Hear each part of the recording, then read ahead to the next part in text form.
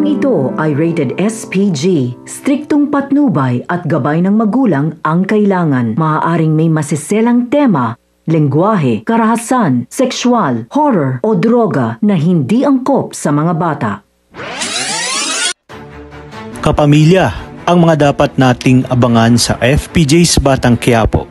Sa pagpapatuloy ng takbo ng ating kwento ay unti-unti ngang nagkakaroon ng pag-asa si Tanggol at ang kanyang mga kaibigan na makalaya dahil sa alok na tulong ni Marcelo, kung kaya't hindi nagdalawang isip si Senyor Facundo na magpadala ng abogado sa koreksyonal upang simula na ang proseso ng nalalapit na paglaya ni Marcelo at ng grupo ni Tanggol. Umaayon din ang pagkakataon dahil tumawag na si Congressman kay Olga upang ibalita na naaprubahan na sa itaas ang kanyang petisyon na mabigyan ng parol si Bubbles.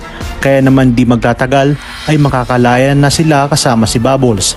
At dito uumpisahan na nabuuin ni Marcelo ang kanyang mga plano sa tulong na rin ni Senyor Facundo.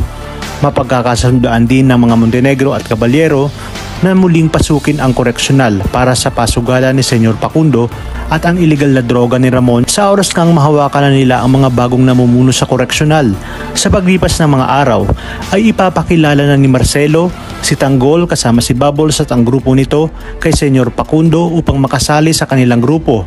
At dahil malaki ang tiwala ni Facundo kay Marcelo ay hindi siya nagdalawang isip na ipasok ang mga ito, lalo pat nangako si Marcelo na hindi siya mapapahiya sa mga taong kanyang na-recruit. At habang tumatagal ay matututunan na nga ni Tanggol kung papaano pagalawin ang buong Quiapo at Kamay Nilaan.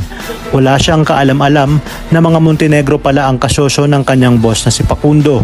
Ito nga ay nasabi ni Tanggol sa kanyang sarili na panahon na nga para balikan niya ang mga Montenegro, lalong-lalo na si Ramon na pinaniniwalaan niya ngang pumaslang kay Mokang. At mangyayari na nga ang una nilang pagkikita kung saan magugulat si Tanggol dahil kasama ni Ramon ang kanyang mayabang na kapatid na si David. Ngunit mas gigimbal sa kanya kapag tinawag siyang anak ni Ramon. Kaya naman dito matatapos na ang maliligayang araw ni na Olga at David. Magkakapatawrang kaya ang tunay na mag-ama. Gayong biktima lang din sila ng mga paglarong tadhana at pagtatarantado sa kanila ni na Olga at David. Talagang kapanapanabik ang mga susunod na tagpo sa teleseryeng ito.